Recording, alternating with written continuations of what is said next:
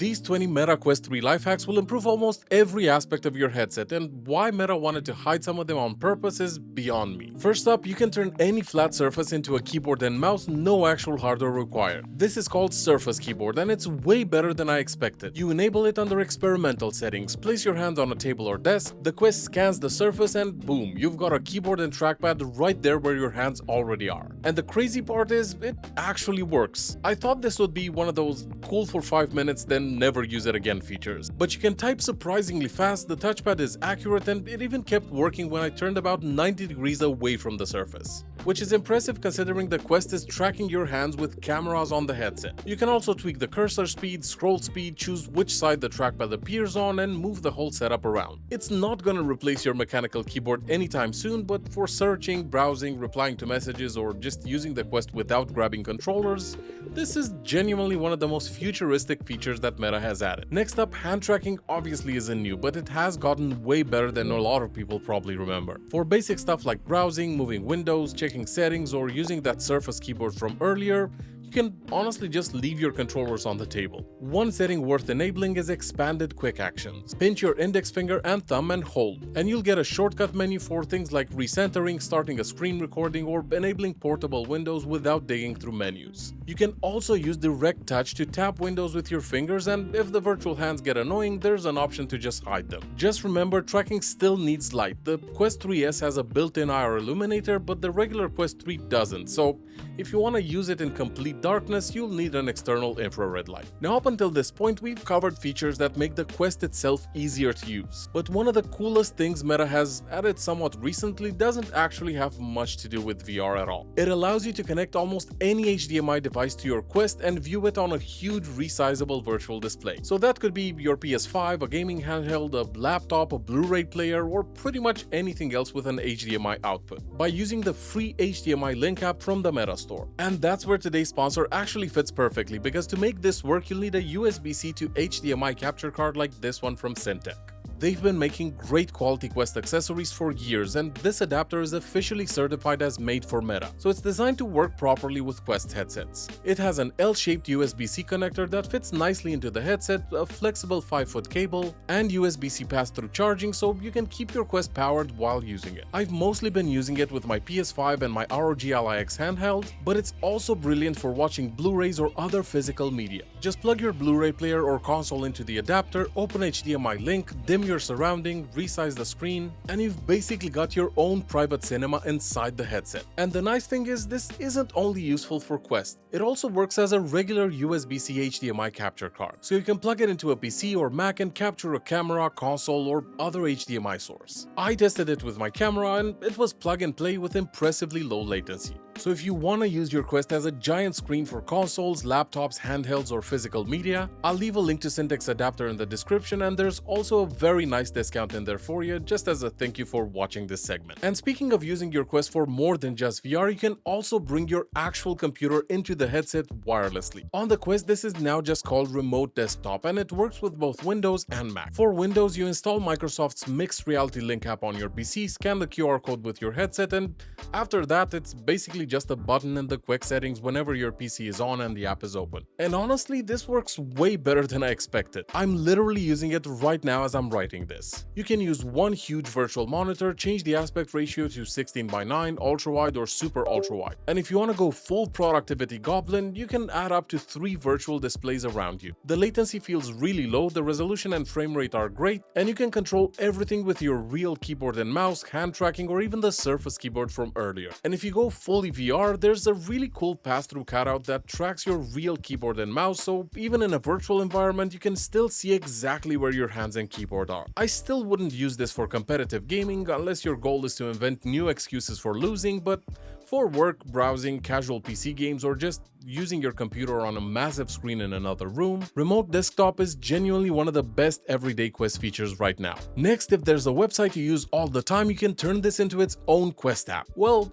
kind of. Open it in the Quest browser, click the 3 dots and select Add this page to your library. Now it shows up next to your normal apps and launches straight into that site without opening the browser first. I use this for things like Plex, YouTube Studio, and Google Docs, but it works for pretty much anything you visit it regularly. Tiny feature, but genuinely useful. Next up, the Quest can now open up to 12 apps at once, which is absolutely overkill, but hey, it works. So yeah, you can have Spotify, Instagram, YouTube, Messenger, WhatsApp, a few browsers, remote desktop, and a bunch of other apps all floating around you at the same time like you're building NASA mission control in your living room. Now, do most humans need this?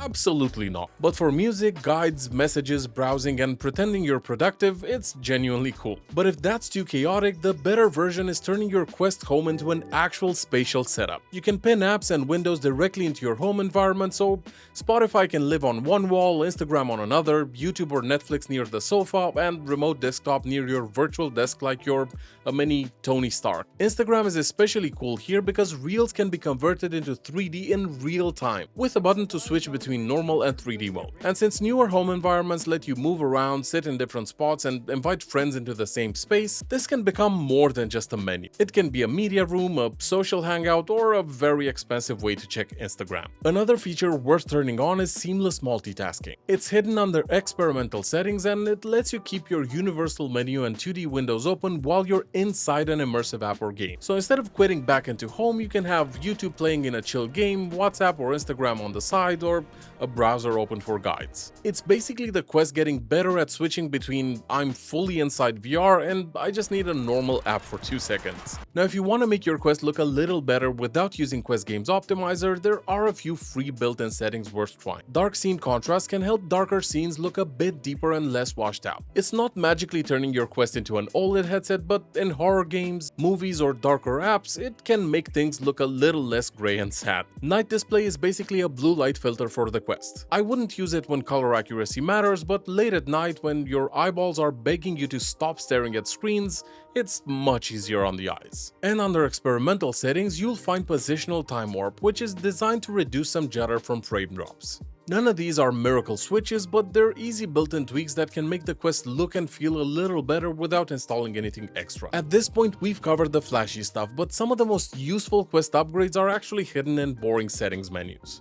A few accessibility settings are genuinely useful even if you don't think of them as accessibility features. Adjust height lets you raise your virtual height while seated, which is great when a game wants you to stand up but you just want to chill and play seated. You can also fully remap your controller buttons, which helps if a game has awkward controls or if you just want your buttons to make sense instead of whatever cursed layout the developer chose. Basically, don't ignore accessibility settings. A lot of them are just quality of life upgrades hiding under a more boring name. Next up, a privacy setting more people should know about. You can hide your activity for specific apps. By default, people may be able to see what you're playing or using on the Quest, which is usually fine. Until it very much isn't. Maybe you don't want everyone knowing you spent 6 hours in a fishing game, or that your entire personality has become watching 3D Instagram reels in your virtual apartment. So go into your privacy settings, find your app activity settings, and choose which apps show your activity and which ones stay private. A lot of people still don't know you can connect an external microphone to the Quest 3. You'll find it under experimental settings, and once it's enabled, you can plug in a compatible USB-C microphone or audio device instead of using the headset's built-in mic. If you record a lot of Quest clips, here's how to make sharing them way less annoying. Instead of syncing a clip to your phone, downloading the whole file, uploading it somewhere else, and slowly losing the will to live, you can create shareable links through the Meta Horizon app. Once your clip or screenshot is synced, open it in the mobile app, hit share, and generate the link. It's great for sending clips to friends, sharing gameplay in Discord, or moving footage around without filling your phone with 17 versions of the same video.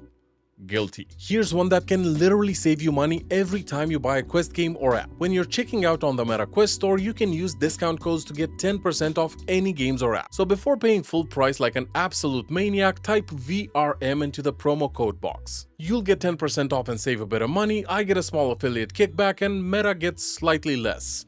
Win-win-win. Another simple one that makes the Quest feel way less annoying day to day is sleep mode. Instead of fully shutting the headset down every time, sleep mode keeps it in a low power state so it wakes up faster and can also keep app updates moving in the background. So if you're the kind of person who puts the headset on, waits for it to boot, waits in the menus, waits for 3 games to update, and then Suddenly you don't want to be in VR anymore, this really helps. Next, if your Quest app library has turned into a graveyard of demos, free trials, random apps, and Horizon worlds you opened once by accident, open your app library, click the three dots on an app, and choose Remove from Library. This doesn't delete your purchase history or remove anything from your account. It just hides the clutter, so you're not just scrolling past 17 things you'll never open again to find one app you actually want. Before you buy knuckle straps for your Quest controllers, try this free version first.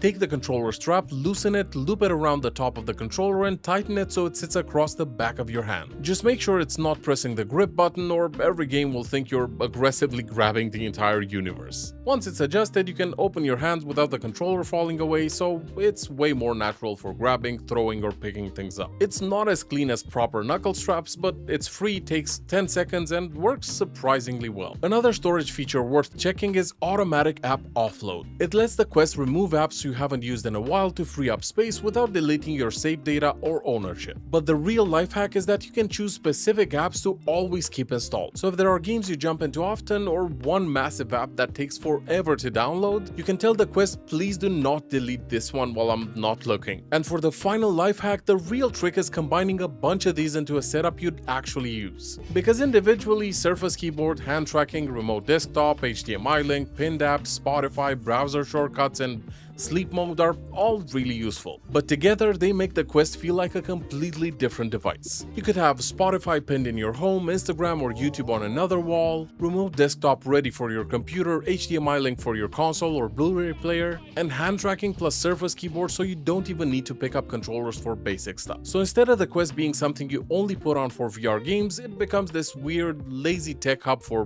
work, movies, browsing, gaming, and doing absolutely everything except standing up like a responsible adult. And that's probably the biggest life hack here. Don't just use the Quest as a VR headset. Set it up like a giant spatial screen for the stuff you already do every day. If you found even one feature in here you didn't know about, help me out with a like or let me know in the comments which one you're actually gonna try first. And if you want to keep making your Quest better, I've got 2 more videos you should watch next right here. Pick whichever one makes the most sense. Thanks for watching, take care, and I'll see you in the next one. Cheers, guys!